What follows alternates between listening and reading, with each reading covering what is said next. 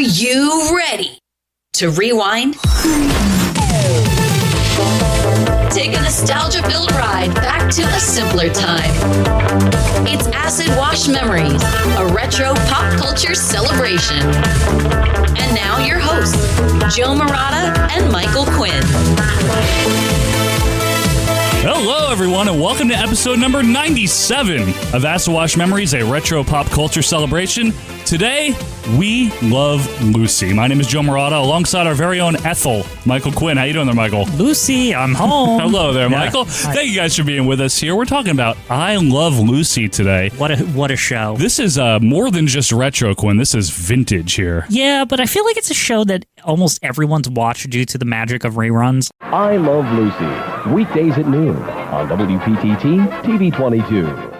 Even if you're not a Lucy fan, you've seen an episode of Lucy in your life. I have never seen one episode of I Love Lucy in my life, ever. I would wager if you've watched TV in the last 70 years, you've seen it, because it's literally still on the air continually. So here's the thing about Lucy, right? I'm just going to say it from the onset. To me, it's like the origin show of shows. Like it's like when I was a kid, I thought there was a time period when like Lucy was the only show on TV or something like that. It was like literally like the first show.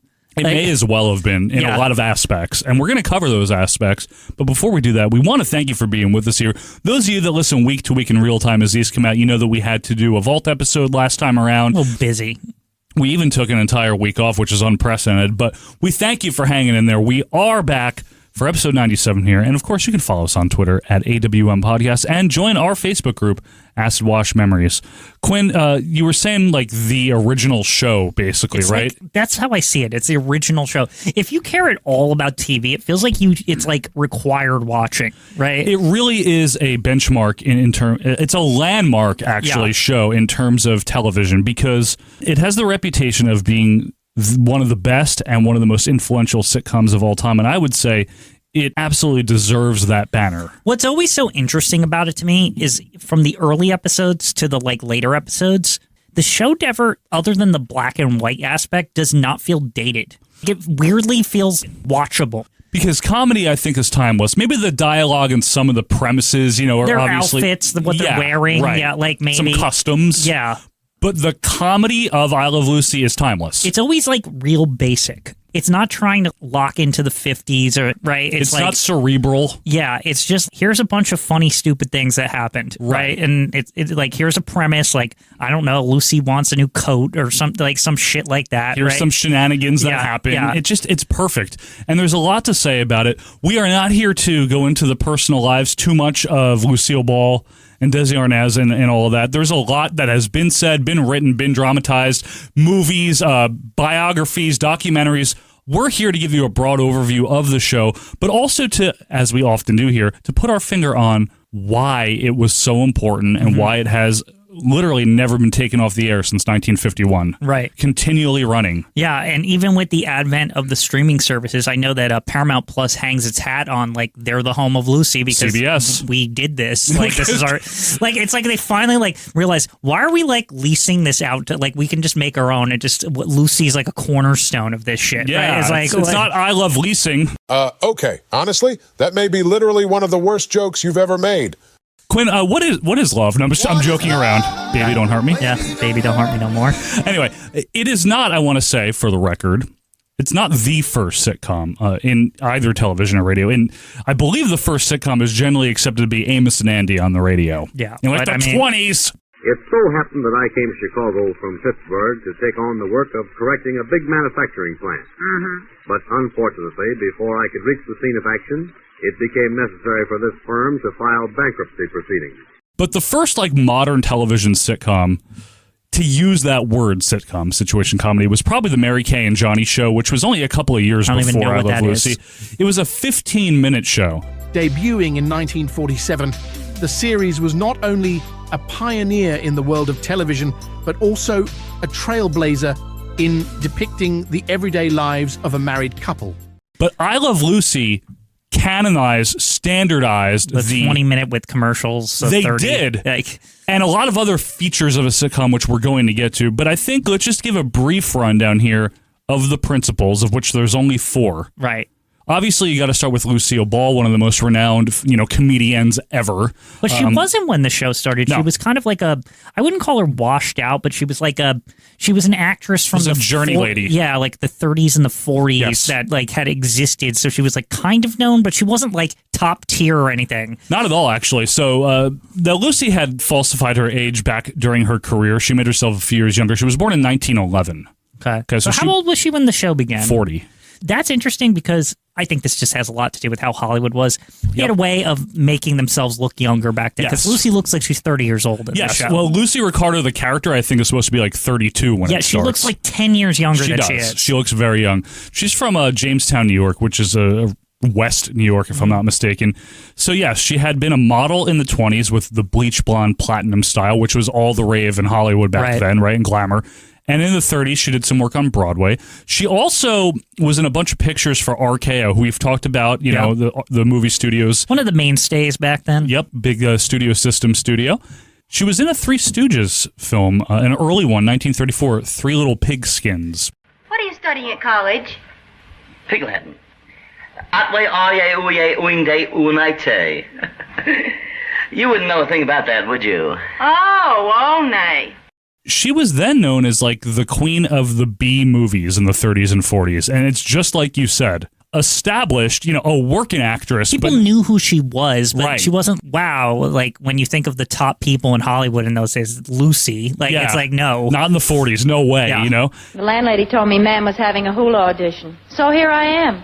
For the record, I think most people know this, but we might have some really casual listeners. Her hair is not naturally red. She dyed her hair. It's brown. Right. Her natural color is brown. Was that an angle to try to propel her star at a certain point in her career? Yeah, it was so she would stand out more. Right. Amidst all the bleach blonde starlets of the time. Is she naturally brown? She's brown. Brown, yeah. So the red hair is winked at in I Love Lucy, the series itself, that it's not natural. It's referenced sometimes. Impossible. I have an appointment to have my hair dyed. Washed. So anyway, while she was working, in 1940, she met a young Cuban band leader by the name of Desi Arnaz. He was a Cuban refugee, essentially. They fled to the United States. Now, again, this is pre-Cold War. This is before Fidel Castro and all that. It absolutely is. Now, what's interesting about this, and I think, this was a concept that I had to understand as a kid, because I was like, why is Desi's job good? My parents used to explain to me is because they were talking about their parents. In our parents' day, they would say is big bands were very popular.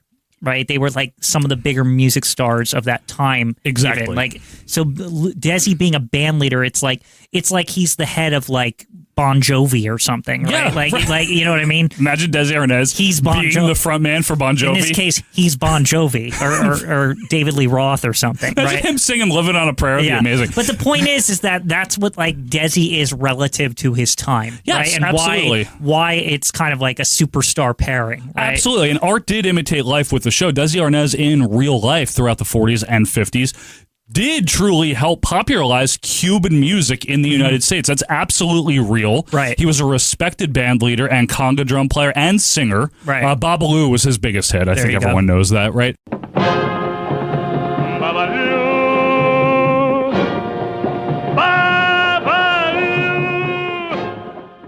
He was also, for lack of a better term, I really think it fits, a Lothario, okay? He was a ladies' man. And you can see it with the hair, Joe. He had fantastic fucking hair, this guy. It's the hair's the tell. And can I just say something? This has bothered me for 30 years. All these biographies, biopics, whatever, anytime they get someone to play Desi Arnaz, whether it's Sonny Corinthos played him with Francis Fisher in 91, whoever it is, the more recent one, they never get the hair right. Yeah. It's always too floppy in the back and falling. He's got very distinctive hair. Yeah, fantastic hair. No wonder Lucy fell in love with him. I think it was the hair. It was the hair or the shampoo or the conditioner, one of the three.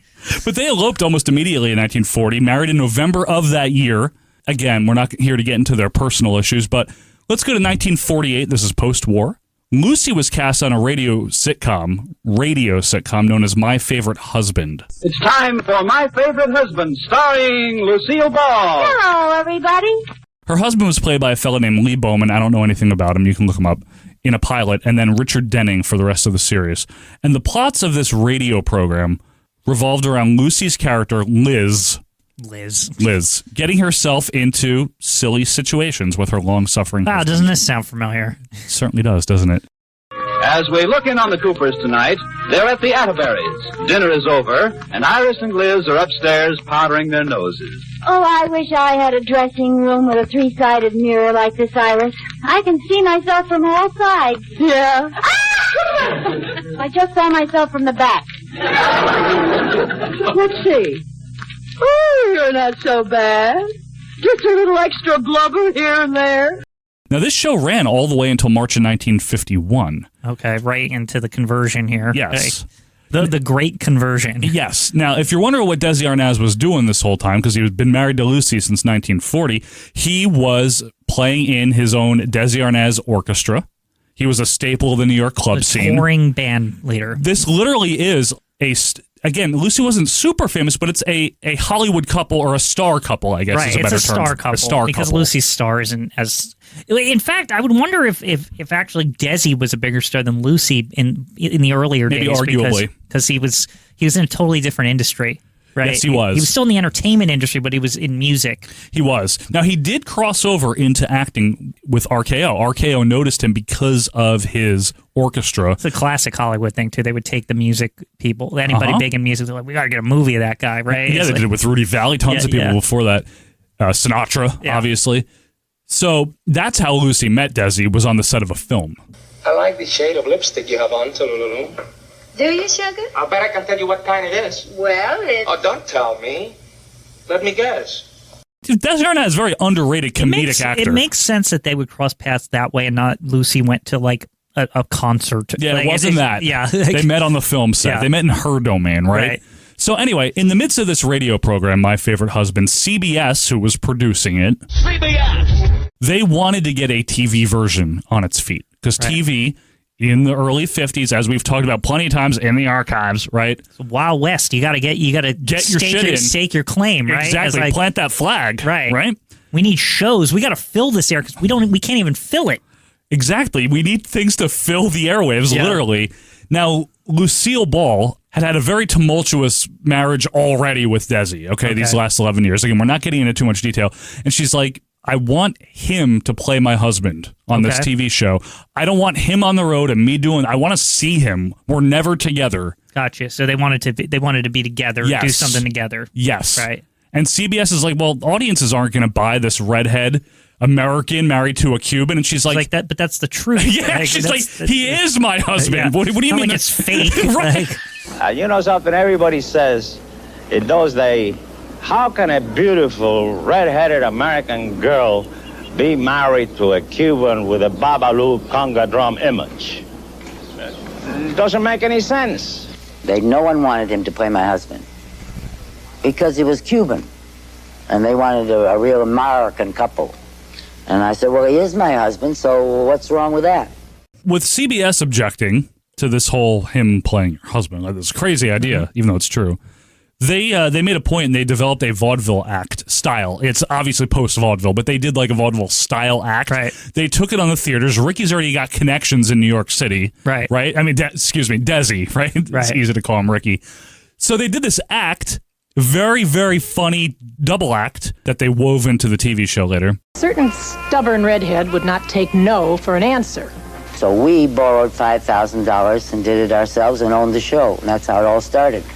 Now, I want to say something about the pilot. This is where the personal remembrance comes in.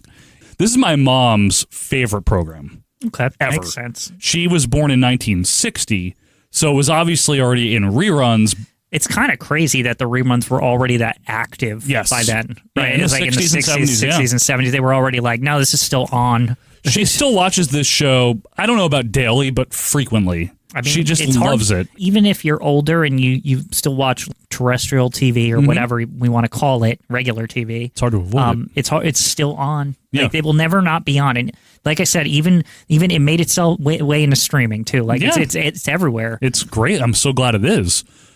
So I obviously grew up surrounded by the show from my mom's point of view. And I remember I believe it was April of 1990, I was not even 5 years old yet. But I remember this clearly. My mom said they're showing a Lucy special. We're going to record it. And we did. and we watched it together too.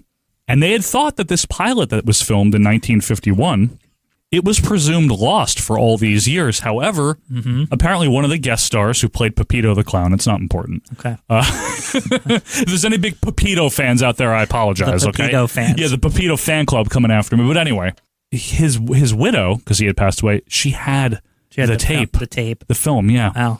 So they gave it to CBS. Lucy Arnaz hosted like this wraparound. Lucy Arnaz is their daughter, obviously. Assuming CBS had to restore that. I mean, it was probably sitting in the dust. Well, it might have been covered in free of dust. You know, it was a kinescope tape, by the way. Hi, I'm Lucy Arnaz. Half crazy and half Cuban myself, or, as I'm known in my family, the very first Desilu production. Now, I'll bet you think you've seen every episode. Well, you're wrong. We have something we know you've never seen, because it was lost for nearly 40 years. It's the test film or the pilot episode of I Love Lucy. The pilot is rudimentary. It's rather cheap. It's got a different set. It's actually, I kind of like the set. It's more like a penthouse-style apartment, big windows overlooking just from a New York. picture of it, they look like they're more cosmopolitan by this apartment. Does that make sense? Like how they're just kind of like in their bedroom, but it's also like open to the, you know what I mean? Like it looks to very the elements, very New Yorky, right? With like very. Because in the show, their apartment's pretty. It's like a house, but they live in New York. It's like what? Yeah, it doesn't make any sense. Like, this is very much an apartment. Just because you're going to be a big television star, you're casting me aside like an old shoe. Now, please don't talk about it till it happens. What do you want to do, jinx me? Jinx you? Yeah, jinx. J-I-N, X? X. Don't be ridiculous. Very cheaply produced, quickly produced in 1951, kinescoped for viewing for people. And like I said, it was presumed lost for a long time, but CBS was impressed enough by it. This is where they incorporated in this their vaudeville act is a major component here. Okay. Tell me something. Do you play that thing? How's that? I say, do you play that thing? What thing?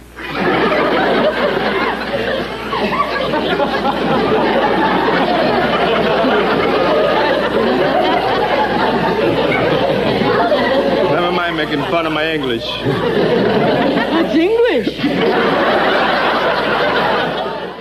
For any big I Love Lucy fans, they reused the plot of the pilot in episode 6 of the series. Look, tell me something. Do you play that thing? How's that? I say, do you play that thing? What thing? Never mind making fun of my English. That's English. So we're going to get an actual series off the ground here. And I want to mention that Lucy had a very specific batch of writers and producers she wanted to work with. They had also written for My Favorite Husband, so she really trusted them. It's Jess Oppenheimer, Madeline Pugh, and Bob Carroll Jr.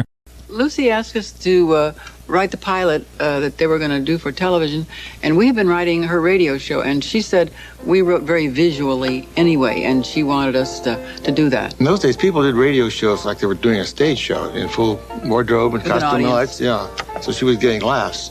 And of course, with Desi, and whom we really didn't know, so we were writing a script for Desi and the Mertzes, who we'd never met, and we didn't know where the sets were. So the show was we wrote 8 scripts and didn't know if there was a door there. We said, whoever it is comes in that door if there's a door there. If there's a door there, I don't know how they get in. We don't care how they get in. We had a little trouble naming the show. We were going to call it the Lucy and Larry Lopez Show, but at that time there was a famous band leader named Vincent Lopez, and we thought that might be a little confusing for the audience. So we made it the Ricardos.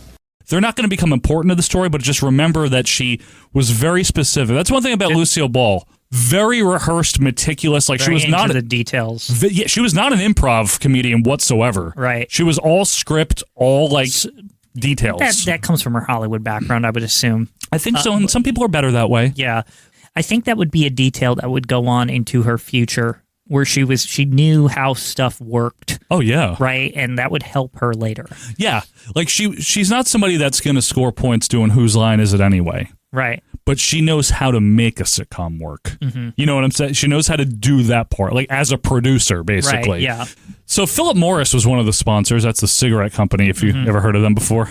It's not a person. Back when they could do that on TV. It's true. A lot. A lot. Yeah. Phil Morris, incidentally, is the guy that played Jackie Childs, which is really weird. That's his name. That's odd. Anyway, they wanted this to air bi-weekly and from New York rather than Hollywood. Now, important to remember, early TV, 1951. New York shows, right, broadcast, they typically aired live on TV. So this was the thing, too, is first of all, New York, because that's something that has gone away. Yeah. But back in the like, it was like everything was filmed in New York, right? Like, that was just how it was. Yes. And it really wasn't until, like, Johnny Carson moved the Tonight Show to L.A. Beautiful Burbank. Yeah, to Burbank that like everyone start moving because like people. I on think, TV, you mean? Yes. Yeah, because it was thought that it was like, well, this is where all the shows are made, and like it would be like Hollywood moving now somewhere else. Like that was the thought process in the 70s when they started. They were like, what the fuck? Like we're not gonna what? What are we doing in California? We've been doing TV since the beginning from New York. Right. That's where it is. It's true. Now, again, they're live in New York into the Central Time Zone, but the West Coast wouldn't get it live because that'd be too early. So what they would do is they would do a crappy kinescope would be sent over to the West Coast. Because we're before videotape here, so now we have to figure out how do we get it over there. Which kinescope sucks in quality comparison, right? But Lucy and Desi said, you know what? No, we're going to do the show from Hollywood. And guess what? We're going to do it on 35 millimeter film. Wow. We're not going to kinescope it. And CBS and Philip Morris are like, no. Right. That's too expensive. So Lucy and Desi said, you know what? Don't pay us as much. We'll take a cut in order to do it this way. But you have to give us 80% ownership of the show. Interesting. And CBS said, that's a risk, though, for them, too. They don't know if this shit's going to work. I guess they were internally confident, but you're right. They didn't know. Because if it didn't, like, that's a big expense to pay for the film and stuff. Absolutely. Back then. Yeah, you know, like that's coming out of their hide, if you will, Quinn. Pocketbooks, yeah. So their pocketbooks. And CBS said, okay, fine, but you'll have to produce it yourselves. And the problem was unions, okay? Because you ever been in the union or known about a union or seen a union, they're very specific about rules. And the union rule at the time was if you're going to be involved in the production of a show, you need to use film studio employees. So Lucy and Desi said, fine, here's our company, Desilu. And there it was. Desilu. Now, I know that's why obviously... does that name feel so hacked together? Because it is. It's just our first two names. It's like, here's our names. Put them together. Boom. Now, I know Quinn has an affinity here, so I'll give you a brief detail, and there's something very specific that Quinn wants to talk about. Desilu existed in earnest until 1967, when it was then sold by Lucy, who was running it by herself at the time, to Gulf and Western. Then that was absorbed into Paramount, who eventually, CBS. Desi initially ran the business side and Lucy ran the creative end, which makes total sense because Desi Arnaz has a very sharp business mind, very, very entrepreneurial. And Lucy, like we were just saying, she knows how it all works. She knows comedy, right? She knows how to... She knows how the sausage is made. Exactly. Let's put it that way. And Desi knows how to make the big bucks. Yeah, he knows how to sell the sausage. Sell the sausage. Market the sausage. Yeah. And he built a dynasty. I mean, he had 16 shows on the air. We owned 3 studios, and Desi did it all. In 1962, it's when Desi sold to Lucy. So they owned it together for a while, but then she ran it for the last 5 years. Right. So Desilu had produced some notable shows, such as Mannix, the original Mission Impossible, and of course, Quinn, Star Trek. Yes. It's Star Trek time, Joe. The original Star Trek is Desilu. And this was risky. This was a very risky show. It was high budget for its time, as stupid as that sounds if you look at old Star Trek episodes. But it was. But like, it was crazy high budget, and nobody thought it would work. And this was Lucy's doing because this is in the later years. Yes, this is still Lucy. Yeah, she took a chance on Gene Roddenberry, and holy shit, we still have Star Trek. We still have Star Trek, and it would be technically owned by Desilu to this day if it wasn't for if they hadn't sold off. And if you notice, the today remains of that is why do you think Paramount Plus is the exclusive home of Lucy and Star Trek? Exactly, because it's all the same company. All connected, folks. Yeah. And if you hate Star Trek, well, now you know who to blame. Lucille Ball. And that counts all the Star Trek spin-offs. Yeah, like TNG, all of it's all owned by like the same thing. Yeah. It's true. Desilu was gone by the time Next Gen came around. But Desilu was gone by the end of the 60s. Yeah, like it was very like okay, and we're going to sign this. Okay, bye. Yeah. Then they sold. But I got to say, hats off to the foresight to take a chance on a show like that, because it's stuff like that is you never know how successful it can actually be. And I think Star Trek is, I mean, that's like a big franchise that they... It is. That they... A huge franchise. And nobody thought it would be a big deal. No, not This at is all. before Star Wars existed and stuff. Well before Star Wars, over a decade before. Yeah. Now, as far as the show itself, and again, I want to remind everyone listening here that we're not here to do this season by season or episode by episode or anything like that. We are talking about the show. We're not getting into the weeds. I just drew a heart with my fingers by accident. Well, I did that when I said about the show, but I do love Lucy. Anyway, I want to talk about why it was so different and influential. So Desi and Lucy already are bucking tradition by saying, no, we're not doing it live. We're doing it on film. We're doing it from California. We're not doing it from New York, right? Another thing that Desi Arnaz invented essentially here is the 3-camera setup, which is now a 4-camera setup. Desi created the 3-camera technique for Lucy, and then we did this show. It was with 3 film cameras in front of an audience continuously, and that technique is still used today in a lot of sitcoms. I know that, everything you hear about this show, that was a big deal. Nothing had been like, it was usually just one camera the whole time, right? Single camera shoot, a lot of resetting, a lot of flipping for angles and stuff like that. Isn't like the Honeymooners, for example, that's just one camera, is it not? Or is it 2? I don't know how many of the Honeymooners had, but that came after this. Okay. So, yeah, and that's another thing to mention here about I Love Lucy. That's the only closest thing to it at its time. The Honeymooners is very similar to I Love Lucy in a lot of ways, meaning the 2 couples, right, and the marital back and forth. The Honeymooners is so fucking cheap in comparison. The way it's done, like the set's trash. The Honeymooners is almost off-Broadway version of Lucy. You know what I mean? Yeah, like exactly. Somewhere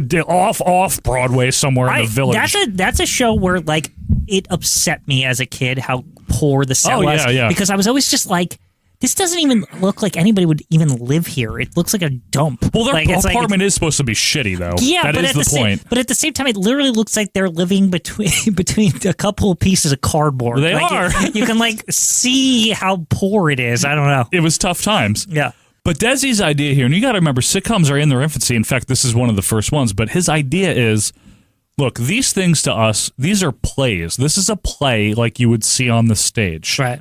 We're going to film it sequentially, which is oftentimes unheard of in film. Right. In TV, a lot of things are done sequentially. In film, it's you do certain scenes at certain times. A lot of times they film the end of the movie first. Right. But for this, he's like, no, we're doing this literally in order, literally start to finish like a play, like we're live. All in the Family would later do the same thing. Very rudimentary in terms of like retakes. Like they tried to never do retakes unless they had to. Right. We're just doing this play. But Desi came up with, okay, how do we capture this? Because there's a lot of movement. There's more than one scene. How do we do this? Right. And you got to remember, if you're doing it like a play, in a play, you have eyeballs that can move from one side of the set to the other. How do you convey that to an audience where their eyeballs are the camera? So what are they supposed to do? So Desi was able to come up with the studio design that allowed, first of all, space for an audience, which this is a big deal in itself. So the set, let's talk about the set. Yeah, because here's the deal. They kind of invented, from my understanding, right, the concept of like, here's like one wall is gone and it's just for the cameras, and then the other half is like the whole rest of the apartment or whatever. And that's what it is. It's one. Their apartment, the Ricardo's apartment, is all one set. It's like kind of the size of an apartment, but it's like one wall is completely gone. Yeah. Right. And that was new back then, correct? Yes. Like that was not common. It wasn't common. No, I mean it was common in stage theater to have like a a trifold set or whatever. Right. But this, not the term, but you know on what I mean. Television, this was not as common. It wasn't as common. No. Yeah. And Desi, but also came up with a way. Okay, well, if we're gonna have 3 cameras, have to dolly them around in a way where they stay out of the view of the audience. So he was able to position things where the stage is in such a way that no matter what, the audience is going to be able to see, even with the 3 cameras. Were the cameras rolling lower around or something? Like the audience was higher. The audience was higher. Okay. Exactly. They just designed it a certain way. As you know, this is film. And that's why you see all these cameras down here and the boom and the lights and all the people and all the stuff, because it's just like making a movie, see? Now, just to show you that the cameras will never get in your line of vision, we make believe that we're taking a scene right now, and I'll sit here in this chair. And if you concentrate on the action, you will see that no matter how many moves they make, they will never get in your line of vision. Now, boys, you just go ahead and make your moves like we're taking a shot to show the people that they're going to be able to see everything. And he also enlisted Carl Freund, who was a cinematographer debuting in 1916. He had done like, jeez, I don't know. It was ancient then. He was. I don't know if he had done the original Dracula, but like something like that, you know, from the 20s, yeah, like one of those. So they really worked out the lighting in such a way where it was flat lighting, meaning you didn't have to deal with shadows. Yeah. The cameras, all of this was new. It's taken for granted now, but any sitcom... They just invented all this shit. They invented it! It all just, probably just, like, honestly, this is the kind of inventions I don't think it's a matter of brilliance. I think if it's a matter of, like, we need to get this shit done. It's like, necessity. Right? It's necessity, right? We don't want to move to New York. Right. We want this to look a certain way, so let's try this. Basically, right? It's like that's all it is. Like it's not like there's some geniuses or anything. They're like they have an idea of what the show is going to look like, and they got to make it look like it. And this is how even old Hollywood was. Is that's how all those techniques came to be. It was just like, well, we have we storyboarded it, and we wanted it to look like this. How do we get it to look like that? And then they would just like try shit. It's like when we talked about the Wizard of Oz, like the tornado, and we need a tornado. Okay, let's try a stocking. Yeah, you know, basically, fuck it, right? Let's see if it works. Exactly. If it looks stupid, we'll try something else. Right, but it's just important to remember that they had I guess Desi Arnaz in particular had the vision to at least go for it, you know, whereas they could have easily bent their knee to CBS and said, okay, you're right, we'll do it from New York. Yeah. And you'll handle the production. We'll do it live, fuck it, you know, I'll write it and we'll do it live, literally. No, we'll do it live, fuck it. Do it live. I'll write it and we'll do it live. But they didn't. And because of that, and I mean any, I'm not exaggerating, successful 3 or 4 camera sitcom. I don't mean single cams like The Office or things like that, but like whether it's The Cosby Show, whether it's Full House, Roseanne, any of them owe that style. What we perceived as kids as like this is a sitcom, that's I Love Lucy. That's Desi Arnaz. And that's also, I think, part of the reason you can watch it now, and it doesn't really like, again, other than the clothing and the black and white. The clothing, black and white, and like the furniture and shit. Yeah. Like it doesn't look any like it doesn't feel different. No. You know? It doesn't. Like, it just feels like a show. It just feels like a show. So those are the two principals, Ricky and Lucy Ricardo. Real life husband and wife. In the show, Lucy's supposed to be younger and Desi's supposed to be like, I think, older than her. In real life, he was like 6 years younger than really? Lucille Ball. Yeah. But for Hollywood, they each took 3 years from their age. There's and something very 50s about that they felt the need to do that. Yeah, of course, right? But they're not going to just be the only two people on the show. We need the Mertzes, of course. Yes, the Mertzes. I'll never speak to him again after the things he said to me. What about the things you said to me? She said my mother looks like a weasel. So first of all, can I just say I love the name Mertz? It's fantastic. Like, it's like fucking amazing. It feels like very New York. New York neighbor, like kind of older, crotchety name. The Mertz. Mertz. Also Fred Mertz. What a fantastic name. That guy looks like a dude that you would see at a Yankee game in like an old-timey film from like the 50s. Like, you know what I mean? Like some guy in the crowd. That's what I love about Fred Mertz. You know what's funny? The real-life actor, who we'll talk about in a second, had it written into his contract that if the Yankees made the World Series, he would get to, if he had to, if it coincided with filming, that he would get to go to the game instead. And it happened once or twice. This is kind of crazy to me because Fred Mertz, he looks like that. He just looks like that, right? He looks like the guy, you know, with the pants that go all the way up, because that was what they wore back then. Nipple pants. Yeah, the like the dude that, and he's like older, like and just like the guy, his cigar in his mouth and a hat on, like just like not a baseball hat, like like a fedora. Yeah, like a fedora, just watching the game. Now let's talk about Fred. So Fred is let's mention this too. Fred owns the building. Right, he's like the Ricardos live in. Yeah. Now it's a brownstone. It is not like a giant apartment building. It's a New York brownstone. Mm-hmm. It's allegedly in the 600 block of East whatever street. It's in the Upper East Side. Hi.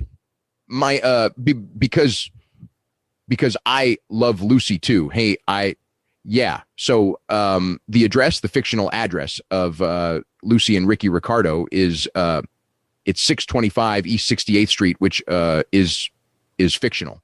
The addresses don't go up that high. If they did, the thing would be in the river. Well, you know what I mean? I mean, that was an old TV. Yeah. Like that was just a joke. Yes, probably. it's a joke, of course. But I guess the idea is that they're pretty well to do, right? They're well enough to do because the upper East, they're upper middle class, at least for the time. Yeah, like Ricky, throughout the course of the show, is portrayed as being steady work in the beginning. And then he starts getting bit parts in TV shows. Like his career keeps getting better. Yeah, and then movies. Then he owns the club that he was playing at. And then they go to Hollywood. You know, remember that arc where they go to Hollywood? The American Dream, Joe. Yeah, literally. That's what it's supposed to be. That's what it's supposed to be. So anyway, Fred owns that building. Now, the guy that played him, William Frawley, he was born in 1887. He was 64 when the show started. That makes sense, though, because, like, here's the thing. You know what I like about that?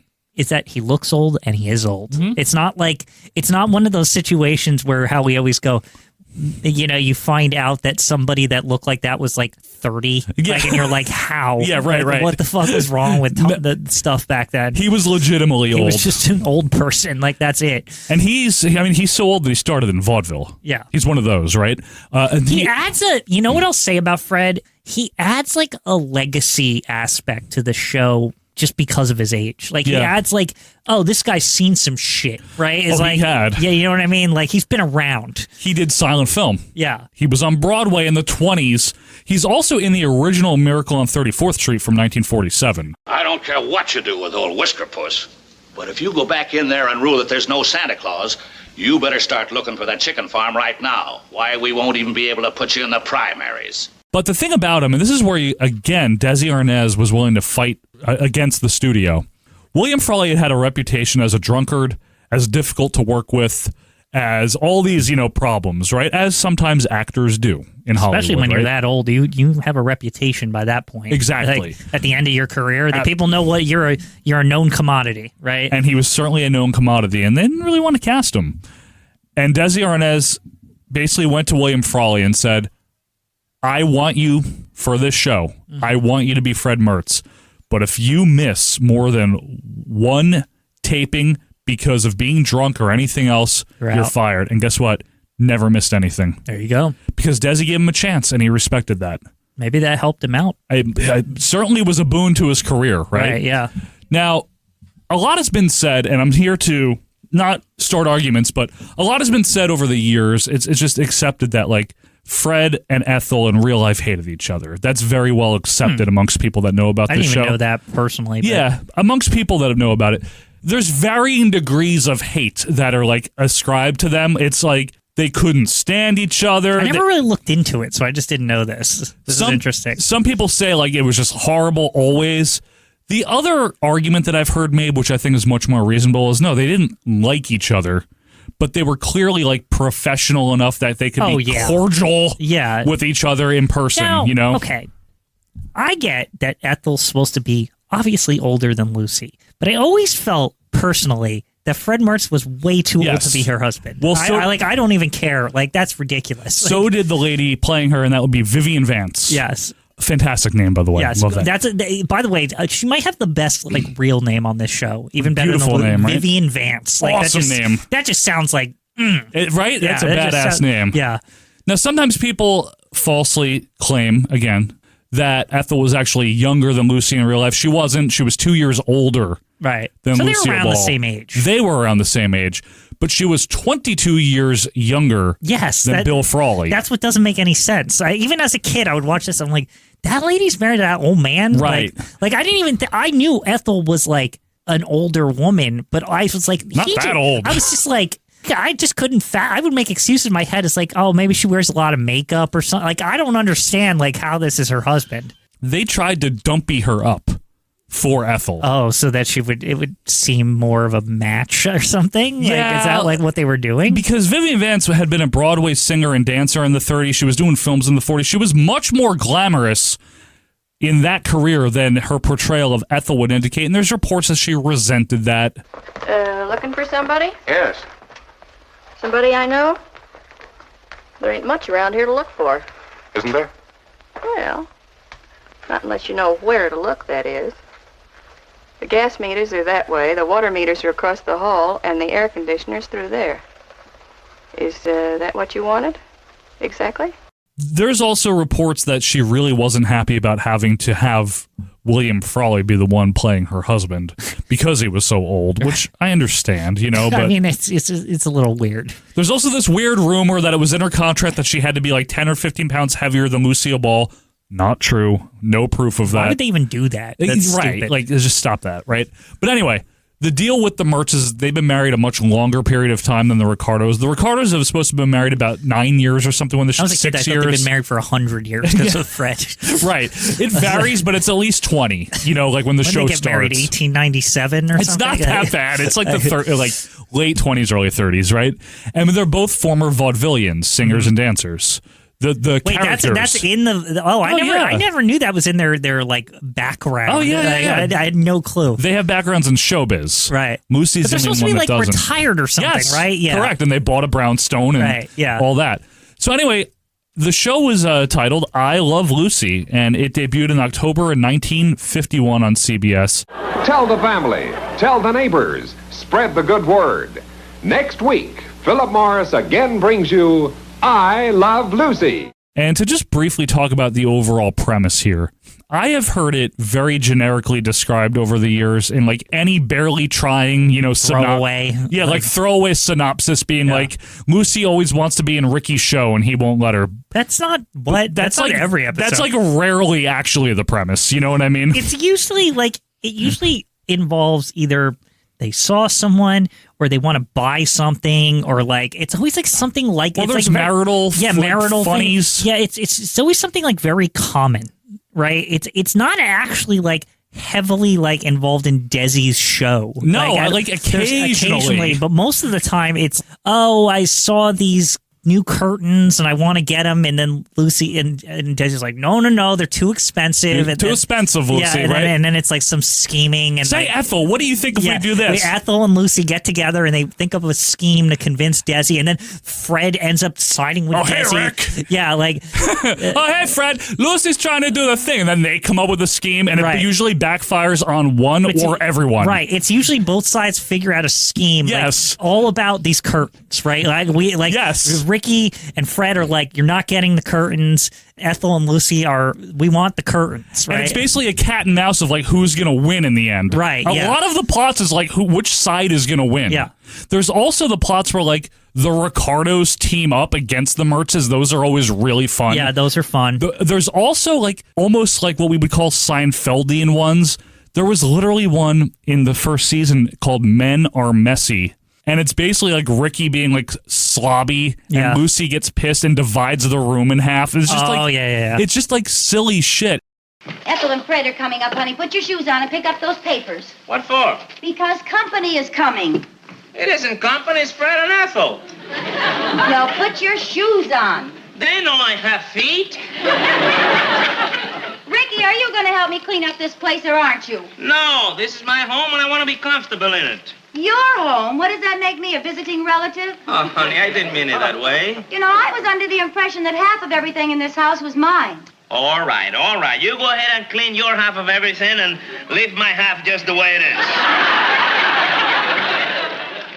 The other thing that I think, and I've heard like friends, just over the years, like people have said this, some people have in their mind that don't really have watched the show or haven't much, that this was like one of those idealistic, you know, gee golly type shows. It isn't really. It's not at all. And I think again that's why it's very still watchable, because it isn't the like. It's not Leave It to Beaver. It's not the Beaver. Yeah, exactly. No Beaver. No, it's no Beaver. But it's not. It's or like fucking Andy Griffith or the parents on fucking Lassie.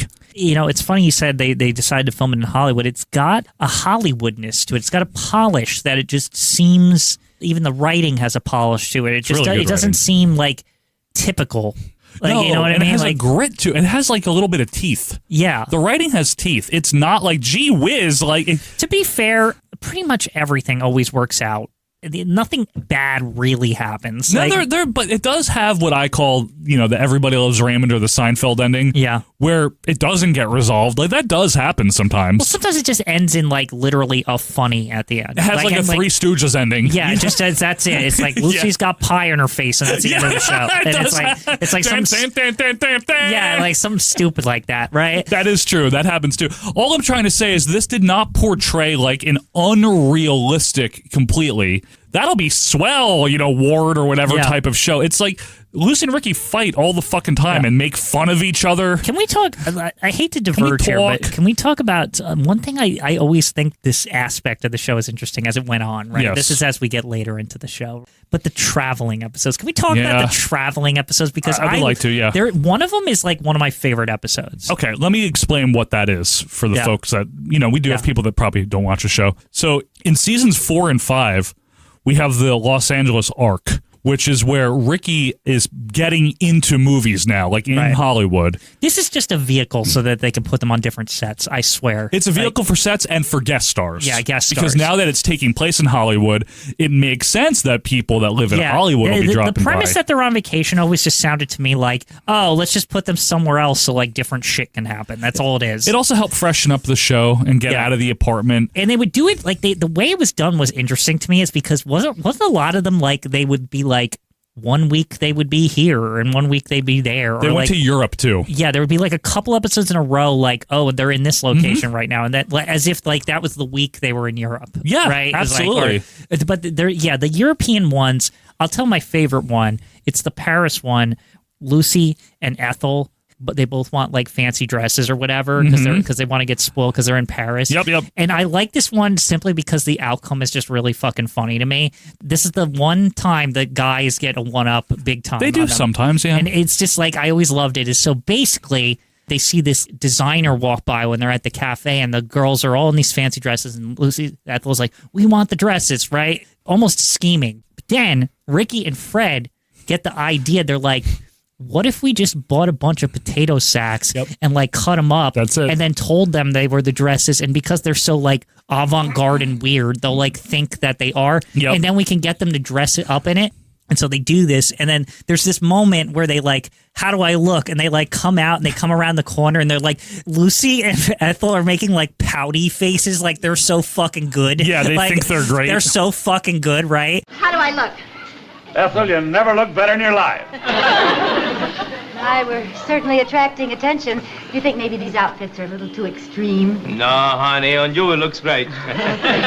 And Fred and Ricky are like trying to like contain their laughter, and like at one point they just lose their shit and they're just like they're fucking potato sacks. Like, and the best part is like right after that. Yep. This is why it's fun at the end because the guys do kind of get their comeuppance. But basically, when they were getting embarrassed, the designer guy had walked by and saw them in the dresses.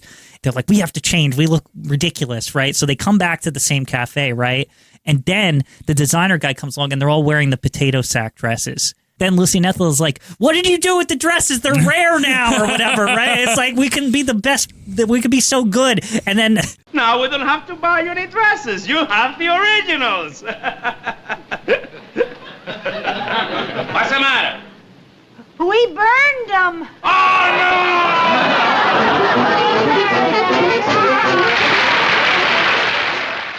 And I always just like that because the episode's like cyclical and it's like kind of just well done writing. That's typical of their episodes, though. It's just they're just comic elements that weave together so well. I guess while we're here, we'll talk about some of the major plot points. Again, we're just doing this briefly. Season 1 is like 30-something episodes because back then they didn't... Oh, yeah. There was no like... It was just whenever we're done. Yeah, like, exactly. Or how many can we fit in a year or whatever. It was something absurd, like 39 or something. It was really a lot. This is normal back then. It was normal. There's a reason, though, that they shortened that. Lucille Ball got pregnant with their second child. Lucy Arnaz was born in 51. Right. So by the time the season started, Lucy Arnaz had already been born.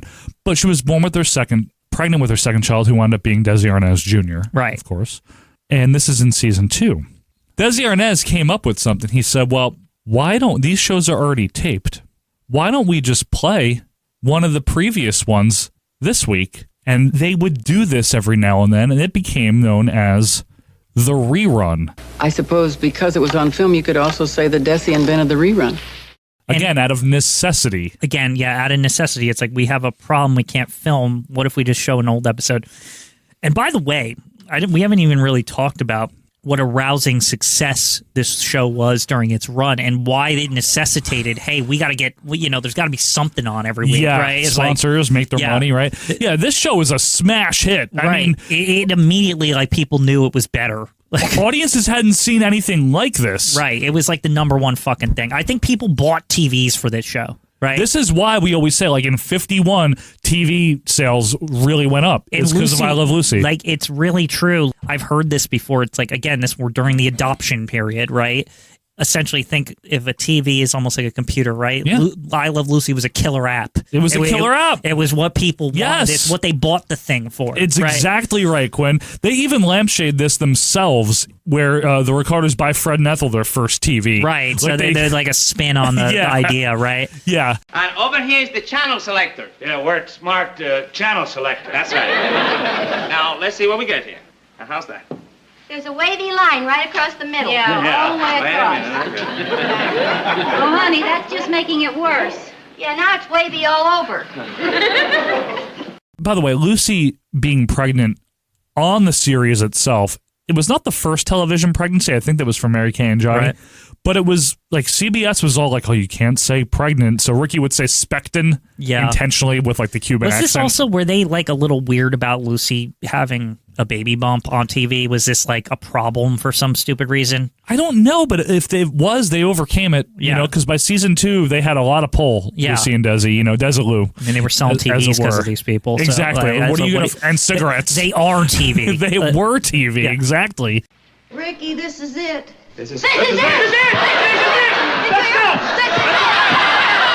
get going! The doctor! No, that's my job. That's my job. You get the suitcase. The suitcase! I got it! You guys send me the suitcase! Hurry, Ricky! We have to hurry, she said!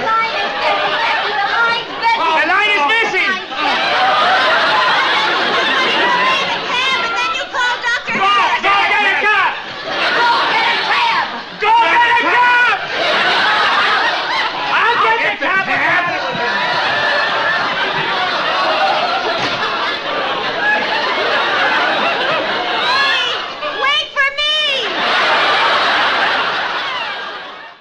Another thing about I Love Lucy is it's often said that they always slept in separate beds, and they did for the most part. But when you do see their bedroom in the first season, they have twin beds that are pushed together and it has a single headboard. So they circumvented it. Yeah. But then little by little, the beds get further away until they're just 2 twin beds. Because at the time it was like, how dare you show that, on TV. Right. Which, that was just a contradiction to like everyone who has been married. Like it didn't make any sense to like normal humans watch. Like, what the hell? But they did. How did they even have a baby? Exactly. Ooh, good point.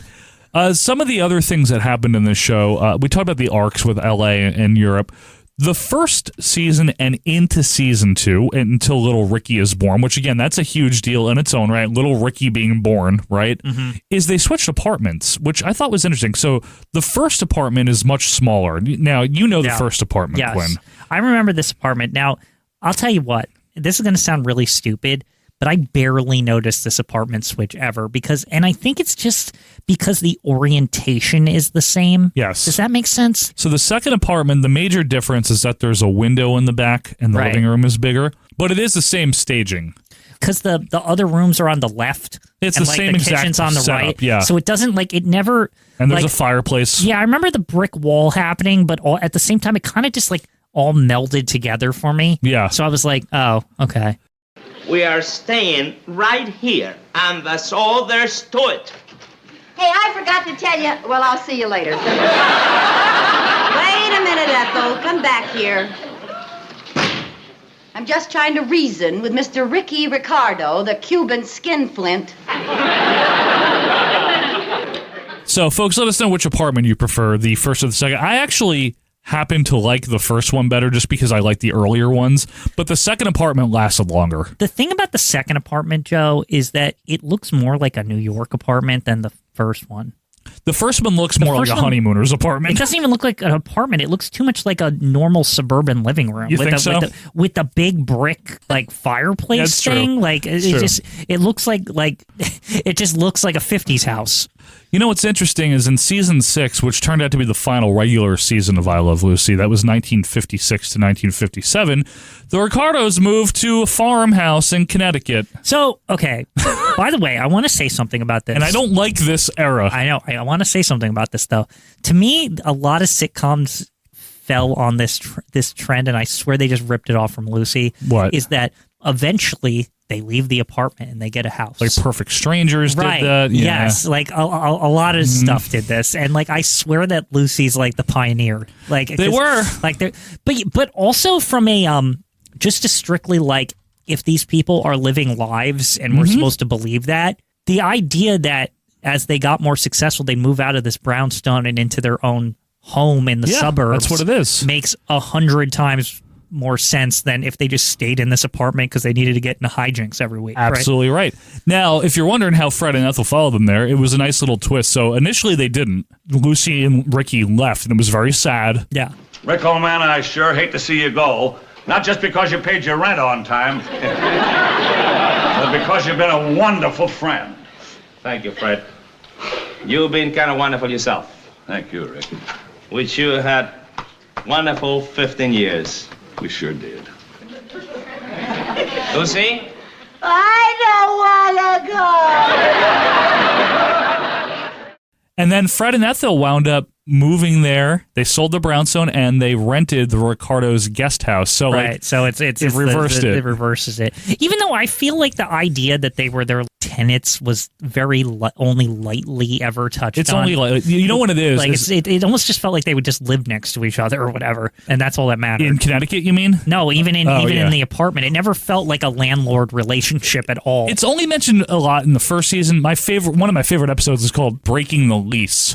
They get into this big fight, and the Ricardos want to move, but Fred and Ethel are holding them to their lease. Right. So they make as much noise as humanly possible. They do like these hideously annoying things the Ricardos do. Yeah, to try to get out. Yeah, like they have Ricky's band rehearse in their apartment. They're stomping. It's really, really. Lucy used pots and pans. I feel like probably. I think she does. I remember that. She's stomping around. Yeah. Oh, that was wonderful. That's the best number you've done since midnight. What time is it?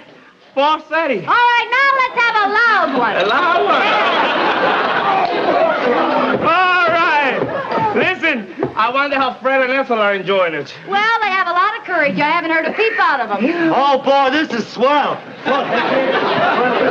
Honey, who are all these people? I don't know, but the more the noisier. Yeah? All right, we'll dedicate the next number to Fred and Ethel Merck. Right. All right. Fred and Ethel Merck? Yes, our lovely landlord. They won't hear this. They're still down in the street. Down in the street? Yes, they have a big sign that says jam session tonight. Ricky Ricardo in person. And they're selling tickets. Oh, no! And that's where Fred and Ethel come up, and Fred's got like the nightcap on, but the chandelier like fell over his head. Yeah. Really funny stuff. But anywho, this last season here in the Connecticut house, I don't really like it. Is it just because of the house, or is it because the show is like kind of It's fading? both. The biggest moment that happens here is when they were raising chickens, and Lucy's hiding the eggs in her shirt, and then she crushes them all, and it's like all these egg yolks. That's like the most memorable thing. Now that we're talking about memorable things, though, I think we should mention some episodes, and not just like go through the whole plot, but I think there's very important episodes, right? Like obviously the one with the grapes, right? Like what? Yeah, that's why a little later. is that? Why it's when is they're that? in Italy. But you know what's funny about that episode? Why is that the one that people fixate on? Is it because it was like in Back to the Future or whatever it was in? Like I forget, not Back to the Future. No, that was different. But my point is the grapes one was always held up as like this is typical Lucy. Like I would always see it. Well, because Lucille Ball was a clown in a lot of ways. I don't mean in real life, but like her performer, she was a clown. Right. She was a physical comedian that made stupid faces and was very much ahead of her time in not afraid to let herself look stupid, get dirty. Is maybe that's why that one's held up, because she's just being silly. She's getting gross too, like all the grape all over her, and yeah. Lucy was great to work with. Oh, she'd do anything. Absolutely. She never said no. She never said, I want to look pretty. She never said, I don't want to do that because it's dangerous. What is that one? I really like this one where the Vita Vita vitamin. Yeah, so that's called Lucy Does a TV commercial. That's the other one they always Vita Vegemin. Yeah, Vita Vita Vegemin. Because again, you got to think about it. You have this young housewife getting drunk on TV. It was cutting edge for its time. Yeah, for back then. Vita Vegemin contains vitamins, meat, and vegetables and minerals.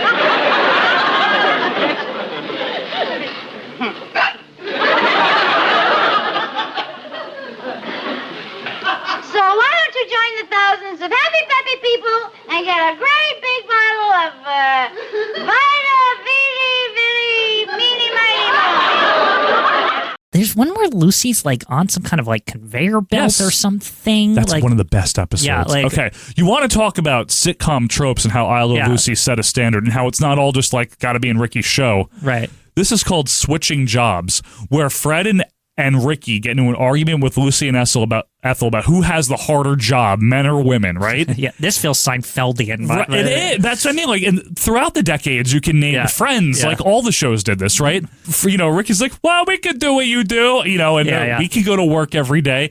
So Lucy and Ethel get jobs. Ricky and Fred stay home and do the cooking and the cleaning. Mm-hmm. They go to this employment agency and he's like, so what do you do? They completely lie. Meanwhile, Ricky buys food and pretends that he made it, which that's like a trope thing, you know what I mean? Now both sides are lying. Yes. Gee, this is a sensational breakfast. My gosh, but you're a good cook. Who's that on the phone? Was the drugstore. You left your hat down there when you picked up these 2 breakfast orders.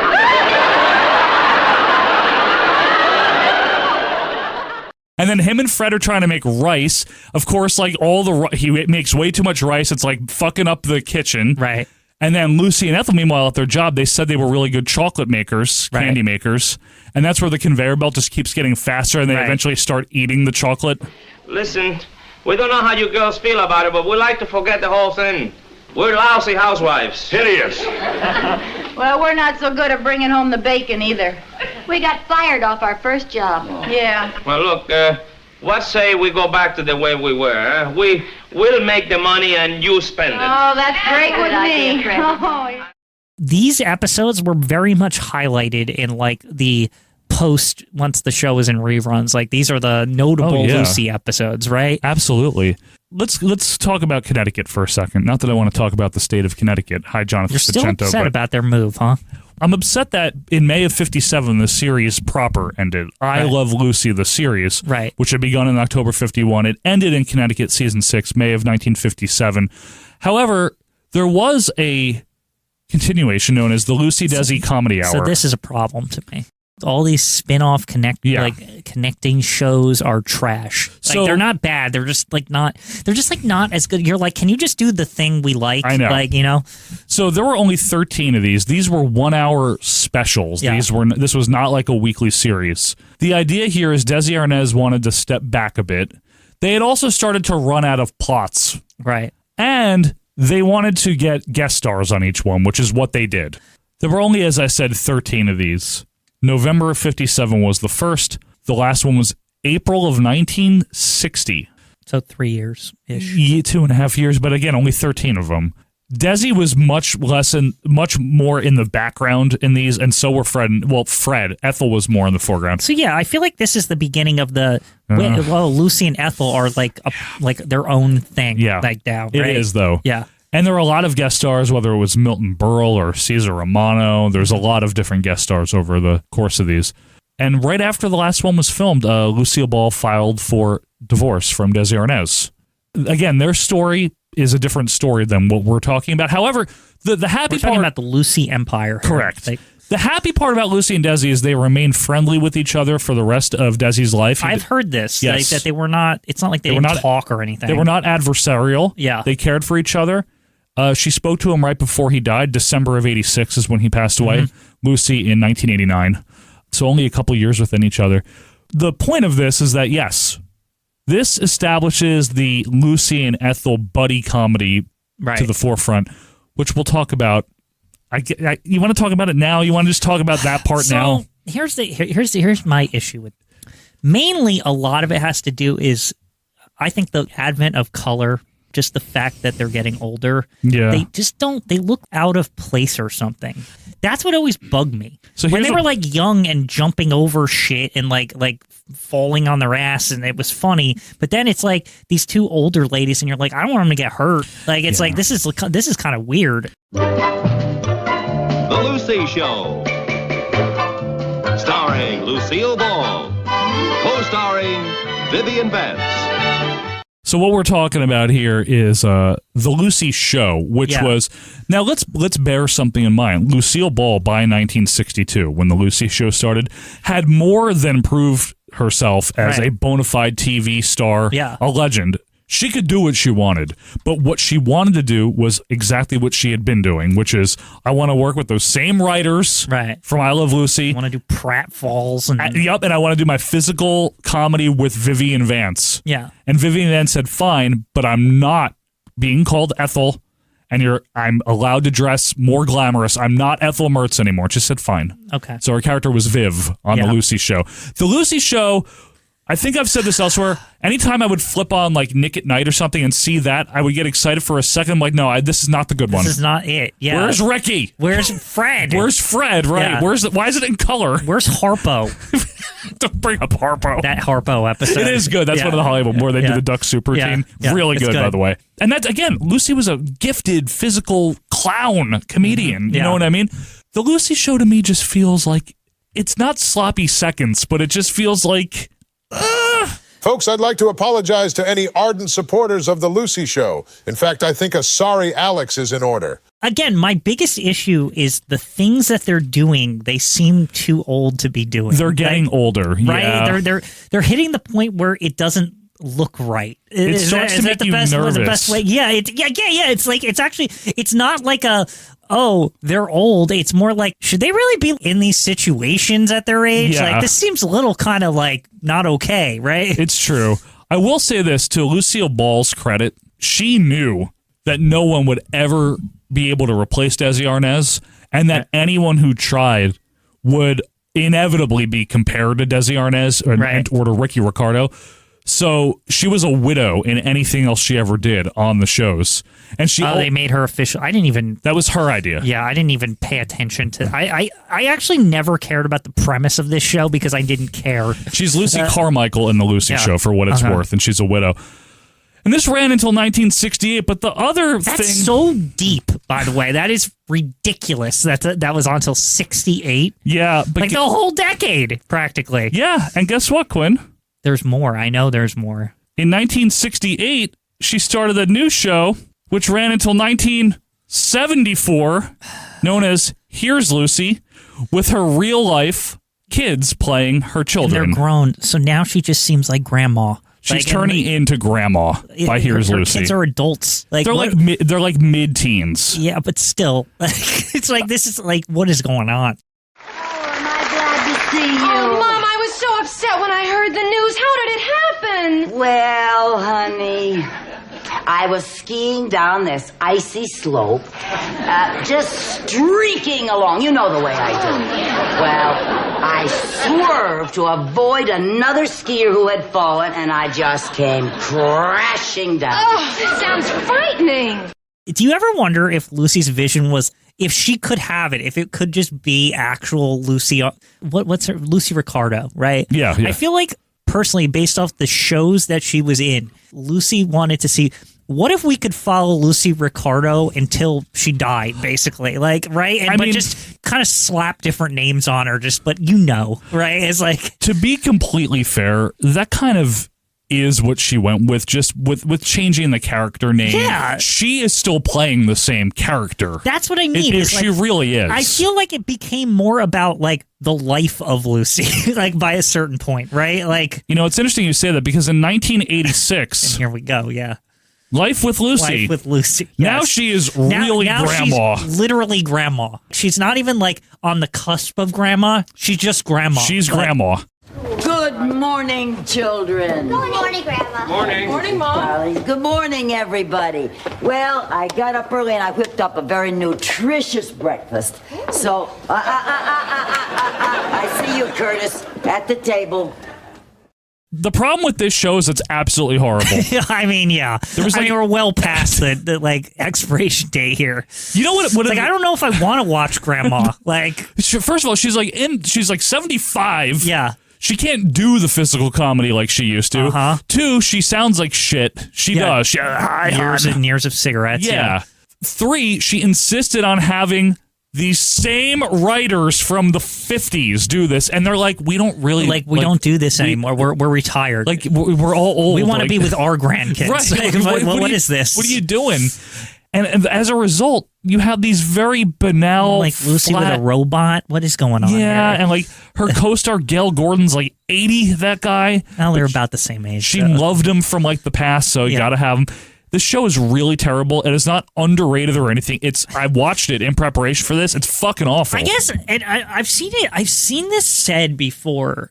There was this weird of they couldn't turn Lucy down because she was Lucy to the audience, right? Yeah. But at the same time, they were like, we don't know if this is going to be good anymore. Well, the right? problem Like if this is going to work anymore. And that's what Life is Lucy is a result of, is the executives feeling they couldn't push Lucy out of the industry. She's Lucy. If word got to the public that they turned Lucy down, they would be the bad guys. And they're right to that extent. Like she was basically. She was a legend. She was a legend by the 80s. Yeah, she could do it if she wanted to be in a show, and she said she wanted to be in the show, and she really wanted it. She was going to be in it, and she did it her way, and that was the problem. Yeah, is it didn't work in the 80s. It's not anymore. You know what I mean? Like everyone has an expiration date in terms of that. And I can see too, from Lucy's perspective, why she would think she would still be able to go like this, right? Because if she's looking at the sitcom landscape, she's got to be saying to herself, "We did all of this. I know what's best for a sitcom. We wrote the rules, right? And they're still doing it in the 80s, right?" She's also looking at Betty White, who was almost a contemporary of hers, having a career resurgence at this same time with Golden Girls. Right, and she's saying, why am I not still in the game, right? Exactly. But the problem is, it's over. Like the game you play is over. Yeah. Betty White adapted. I mean, that's sharp, smart writing on the Golden Girls. That was modern. Lucy literally had her 50s writers doing this. Right, and she's still doing Lucy plots. Yeah, right? But she's old and she can't. And there's still no Rick. And Vivian Vance had passed away already. Right, so now you're really just... No Ethel? Yeah, no Ethel. No Viv. Fred's definitely not around. Oh, Fred is dead by that point. He died in 66, I want to say. Yeah, I mean, he was old. He was old. When the show started, he was 64. Very, very old. One thing to mention here, the intro. The heart with the satin in the background. Yeah. I've been meaning to say the whole time, I think the name I Love Lucy is an awesome name for a show. Oh, yeah. I was always taken aback at how unique of a name it was for when it's time. Yeah. I just thought it was like a really good name. Ricky loves her, but we all do. That's why it's a good name. Right. Like, Ricky's the one that's saying it. Yeah, but we love Lucy. But we love her the too. Viewers, right. we like Lucy. Exactly. We love Lucy. Did you know, Mr. Quinn? Some people don't know this. That's not the original intro. That's the... I think I've heard this before, that it didn't air with that intro. That's the syndicated intro, but the reason it's so old looking is because the syndication started in 59. Yeah, the syndication started practically when the show was still around, right? So that's why it still like looks crusty and old. Yeah, it just fits. The original intro was animated with like these little animated I've figures. seen those before because Nick and Knight did a thing where they were like, we're going to have the original intro for whatever reason. Like they were excited about it. Like, we're going to new spin on Lucy, the intros. The original again. Watch it as it was, right? I remember that whole campaign, right? In the later 90s, maybe. Yeah, there was like this. They were real excited that TV Land and all that. We found the intro, or something. It was something like that. They're like, we're bringing it back. And we're like, what? What are you even talking about? Can we get the heart back? What is it?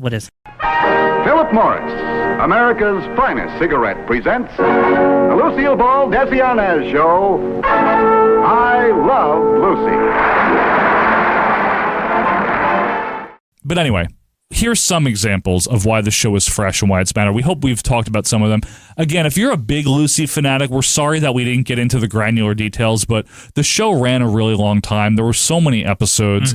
We can't, okay? I think we shared some of our favorites. I think so. I mean, I love this show. I love Lucy. You know, I think it's a great show. Interestingly enough, it was very forward to have an interracial couple. Desi is Cuban. Yep. They invented the rerun. Thus, the syndication. They also were like syndicated in 59 broadcasts. Yeah.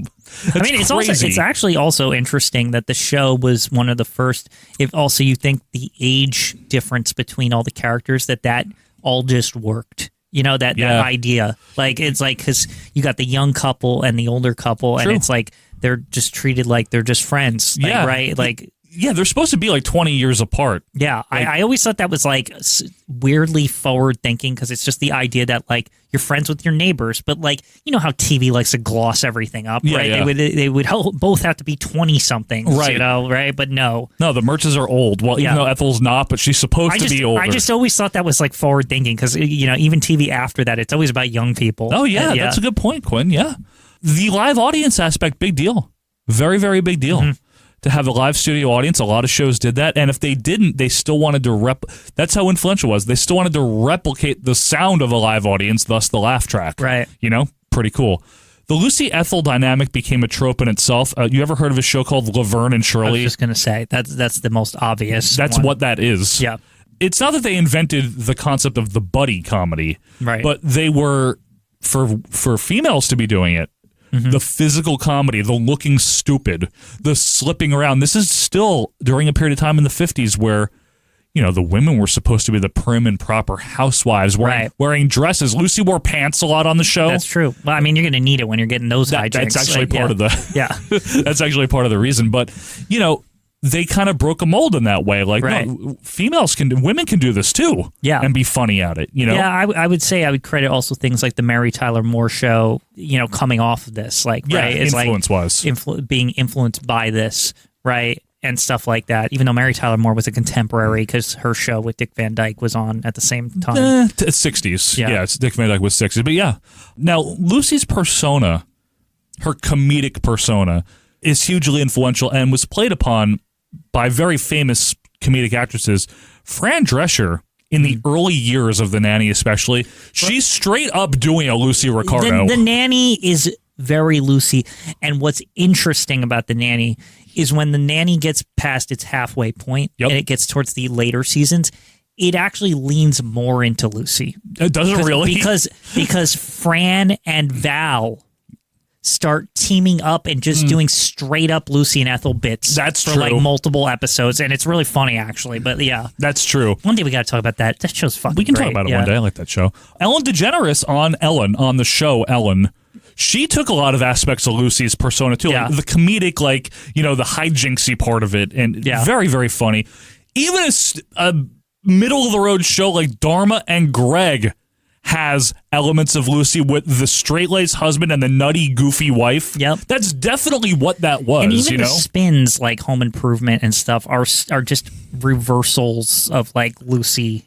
With the like, goofy husband. The goofy husband, right? Exactly. Again, they're all, like, variations on Lucy. Honeymooners was, too. Honeymooners was Ralph was, like, the big, verbose, like, crazy one. Honeymooners, again, still feels like they're capitalizing on the Lucy. Like, they at are. the time. Like, they're like, They we can are. do this, too. Well, right? Jackie Gleason was very smart. You can watch him while you eat. Yep. Right? He was very, very smart. And he's like, well, we can get a show, too. Yeah, well, if that's all they're doing, we can do that. Right? And it's very similar in terms of hijinks, neighbors, two couples, you know what I mean? It's New York. the same premise, yeah. Very similar. I Love Lucy had a lot of that farce that like a Three's Company would use, you know, a comedy of errors. Right. It had the, why don't we bet on this type sitcom tropes? Like we were talking about, like which side is going to win. Right. It had big slapstick sequences. Guest stars. It had schemes that would blow up. Like, for example, Sanford and Son had a lot of schemes, right? Or like Perfect Strangers, like Larry was always scheming. That's a buddy comedy. That's a Lucy and Ethel.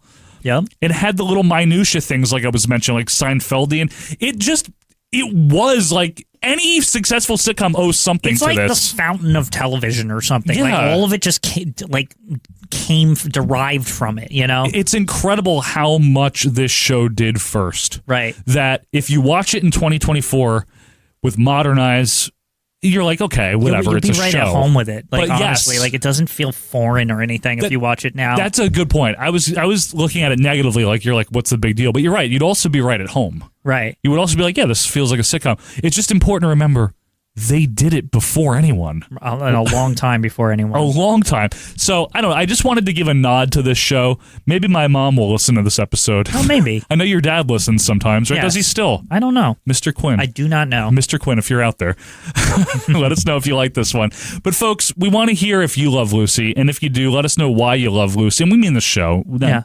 We know their backstories. And let us know your favorite episodes, moments, things like that. Let us know what you think of the Connecticut House. Or if you Connecticut House. If you like Life with Lucy in 86 don't when talk about life. Can we just on our boards, please don't anyone talk. Now they're all or when I Here's Lucy or Lucy's show. Yeah. Did you like Viv? Anything? Did you like Gail Gordon? Viv. Let us know, folks, your favorite Lucy Minutia. We'd love to hear from you at AWM Podcast on Twitter or join our Facebook group. But we will be back next week. All signs point to that anyway, for something completely different. Until that time, we sure appreciate you being with us here. It's Joe Morata and Michael Quinn. We'll see you next week for more Pass the Watch Memories. See ya. Like what you heard? Be sure to leave a review and subscribe on your favorite podcast app. We will see you next week.